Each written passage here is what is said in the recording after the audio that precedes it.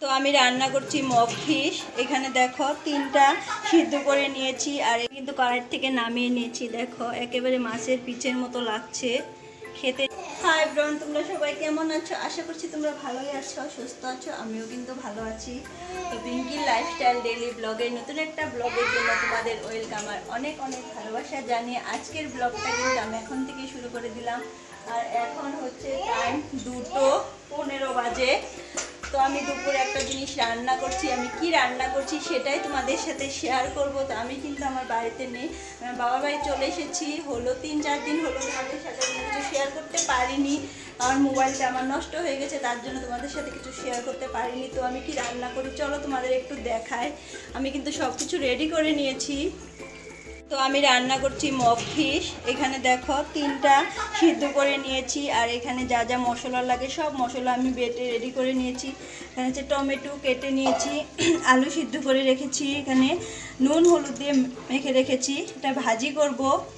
তো কড়াইটা বসিয়ে তারপর তোমাদের সাথে আবার কথা বলছি। তো তোমরা ভিডিওটা কন্টিনিউ করো। আমার কড়াইটা কিন্তু গরম হয়ে গেছে। আমি আলুটা ভেজে নিচ্ছি প্রথমে, তারপর মগ ফিশটা ভাজবো। এটা কিন্তু আমি প্যাকেট থেকে বের করে সিদ্ধ করে নিয়েছি অল্প একটু সময়, 2-3 মিনিট। তো আলুটা লাল লাল করে ভাজবো, ভেজে তারপর মগ ফিশটা ভাজবো।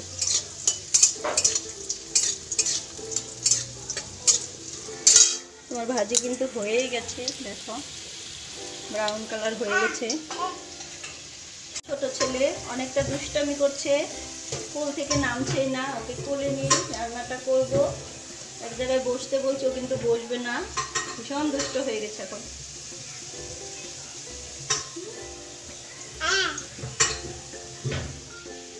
কিন্তু আমার ভাজি করা হয়ে গেছে, তো এখানে নামিয়ে নিয়েছি।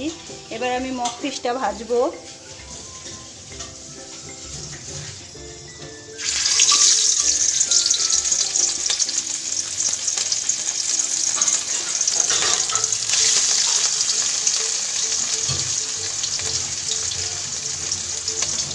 এটা কিন্তু ভেঙে গেছে, সিদ্ধ করার সময় নামানোর সময়ই ভেজে গেছে, একেবারে ভেঙে গেছে।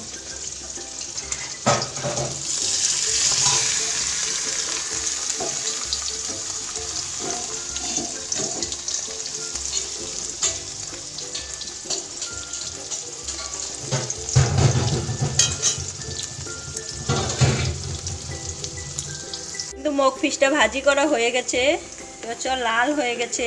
এবার আমি নামিয়ে নেব। তো দেওয়া হয়ে গেছে, এই তো তেল ছেড়ে গেছে। এবার কিন্তু এতে আলু দিয়ে দেবো। আলুটা যে আমি ভেজে রেখেছিলাম সেই আলুটা এবার দিয়ে দেব। দিয়ে দিয়েছি। এবার আরেকটু সময় ভাজি করব, তারপর আমি জল দিয়ে দেব। ভালো করে ভিডিওটা করতে পারছি না আমি, কারণ আমি কিন্তু স্ট্যান্ডটা আনিনি বাড়ি থেকে, আর মোবাইলটাও কিন্তু আমার ভিডিওটা কিন্তু অতটা ভালো হচ্ছে না, এই ক্যামেরাটা অতটা ভালো না।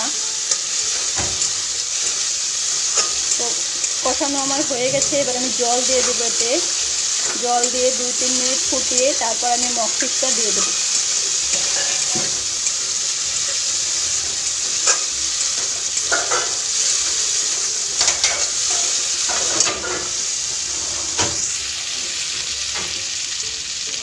সম্বারটা হয়ে গেছে, একেবারে লাল হয়ে গেছে, দেখো সুন্দর তেল ছেড়ে গেছে। এবার এতে আমি জল দিয়ে দিচ্ছি পরিমাণ মতো। বেশি জল দেব না কিন্তু, আমি একটু জল দেবো, মাখো মাখো যাতে হয় সেই পরিমাণে আমি জলটা দেবো। দেখো একটুখানি জল দিয়েছেন,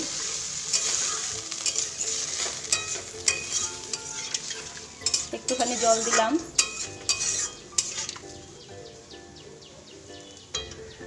তো একটু সময় এটা হতে দেব, তারপর আমি মগ ফিশটা দেব, দিয়ে জিরের গুঁড়া দিয়ে তারপর আমি নামিয়ে রেখে দেব। এটা কিন্তু প্রায় হয়ে এলো, দেখো বলক উঠছে এখন। আর একটু শুকাবে, তারপর আমি মগ ফিশটা দিয়ে দেবো। বেশি ঝোলে দিয়ে দিলে মগ ফিশটা কিন্তু ভেঙে যেতে পারে, তার জন্য এখন আমি দেব না, একটু পরেই দেব, যাতে ভেঙে না যায়। অনেকটাই নরম, তা নয়তো ভেঙে যাবে। ফিশটা দিয়ে দিয়েছি, দেখো তো দিয়ে দিয়েছি। আর ঝোলটা কিন্তু একবারে শুকিয়ে গেছে, মাখো মাখো হয়ে গেছে। এবার আমি 1 চামচ ঘি দিয়ে দেবো এতে। জিরের গুঁড়ো কিন্তু দিয়ে দিয়েছি আমি আগেই, তো ঘিটা দিয়ে দিলাম। এবার আমি নামিয়ে তারপর আমরা দুপুরে খাওয়া দাওয়া করবো। তো আমি ঝোলটা নামিয়ে তারপর তোমাদের আরেকবার দেখাচ্ছি কেমন হয়েছে। কিন্তু কড়াই থেকে নামিয়ে নিয়েছি, দেখো একেবারে মাছের পিচের মতো লাগছে খেতে। জানি না কেমন হয়েছে, দেখতে তো ভালোই মনে হচ্ছে।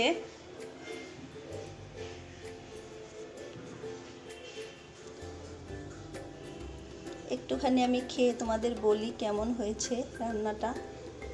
আমি প্রথমে টেস্ট করি।